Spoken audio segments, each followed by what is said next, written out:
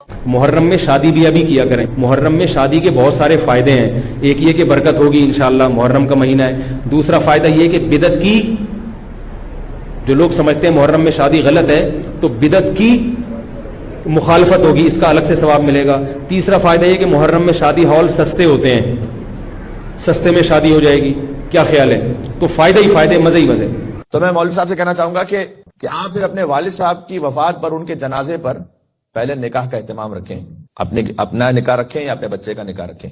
میں نے کہا نا بدعا نہیں دے رہا، میں فقط جو آپ نے سوال کیا میں اسی سچویشن کے ساتھ جواب دے رہا ہوں.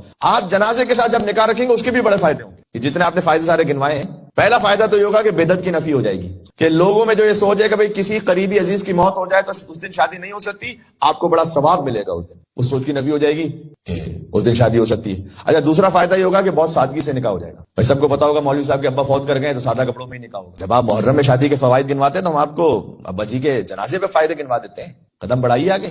اچھا، ایک اور بہت بڑا فائدہ ہوگا، جہاں جنازے کا اہتمام ہوگا نا، وہیں پر نکاح کا بھی اہتمام ہو جائے گا. ہال کا کرایہ بھی بچ جائے گا. فری میں 2 in 1. محرم میں تو آپ کہہ رہے ہیں نا سستے ملیں گے نا، اس میں بالکل کرایہ بچ جائے گا. جہاں پر جنازہ ہو رہا ہوگا وہیں پر جنازوں کی صفوں کے ساتھ فوراً بعد میں نکاح بھی ہو جائے گا. ایک ہی ہال میں دونوں کام ہو جائیں گے. اور ایک اضافی مشورہ یہ ہے کہ کل خانی والے دن ولیمہ بھی ساتھ رکھ سکتے ہیں، کیونکہ 2 فنکشن ساتھ میں نمٹ جائیں گے. اس لیے کہ کسی حدیث میں نہیں لکھا ہوا کہ کل خانی اور ولیمہ ایک ساتھ نہیں ہو سکتے. کیونکہ جی جناب، میں اتنا عرض کرنا چاہتا ہوں کہ جتنی عزت اور جتنا احترام آپ اپنے باپ کے لاشے کو دیتے ہیں، کم از کم اتنی عزت امام حسین کے جنازے کو دیتے ہیں. اتنا احترام تو دیتے ہیں غم امام حسین کو. بجلی غم سرور کی چمک جاتی ہے، بے ابر کے خود سے کڑک جاتی ہے.